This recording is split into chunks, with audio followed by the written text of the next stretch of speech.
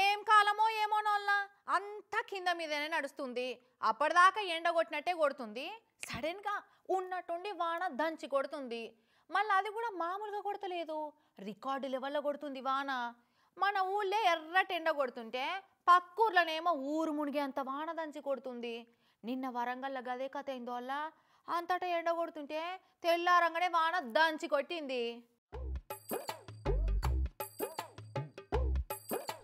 ఏందో ఈ నడుమ వానకాలం కూడా ఆట ఆడుకుంటుంది మనతోటైతే. ఉంటే ఉగాది లేకుంటే శివరాత్రి అన్నట్టు, వస్తే ఇటే పోతే అటే అన్నట్టున్నాయో ఈ వానలు చల్లగుండా. మొన్న కామారెడ్డిలా మెదక్లా ఎట్లా పడ్డాయో చూసినాం కదా. రామాయంపేటనైతే ముంచేటట్టే కొట్టింది వాన. సేమ్ అసోంటి వానే కొట్టింది నిన్న పొద్దుగాల వరంగల్ సిటీలా.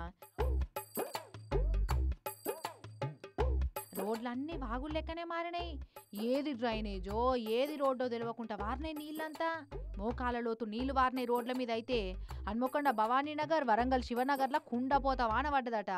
ఇక చూడుర్రి, Warangal railway bridge underpass లా ఎన్ని నీళ్ళు ఆగినాయో. లోతును తక్కువ అంచనా గట్టి గట్నే పోయిరట ఇద్దరు ఆర్టీసీ బస్సుల డ్రైవర్లు. కథం లోపడి పోగానే ఇంజన్లు ఆగిపోయినాయి, అందులోకెళ్ళి కదలకుండా అయిపోయినాయి మొత్తమే. ఇక బస్సులలో కూర్చున్న వాళ్ళ లొల్లి కాదిగా, అప్పటికే సగం మునిగినాయి బస్సులు. ఇంకో 10-15 నిమిషాలు వాన కొడితే పరిస్థితి ఎట్లుంటుండెనో. ఇక ఎవరో పుణ్యాత్ములు పోలీసు వాళ్ళకి ఫోన్ కొడితే దగ్గర పొంటున్న మిల్స్ కాలనీ ఇంతజార్గంజ్ పోలీసు వాళ్ళు ఉరికొచ్చి చెక్కలు వరిచి కొందరిని బయటికి పట్టుకొచ్చిర్రు.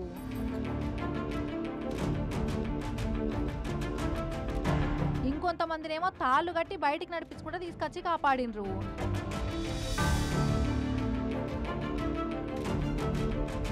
నిజంగా పోలీసు వాళ్ళ సాయాన్ని మెచ్చుకోవాల్సిందే. పాపం సిఐ గారికి దెబ్బ తలిగి 6 కుట్లు పడ్డాయట వీళ్ళని కాపాడే టైంలా. అదట్లా పెడితే వానకథ గమ్మతున్నది వల్ల క్లౌడ్ బస్ట్ అయినట్టే కొట్టబట్టిన వానలు చల్లకుండా. అంతటా ఎండగొట్టి అక్కడి మట్టుకే దంచి కొట్టింది నిన్న పొద్దుగాల.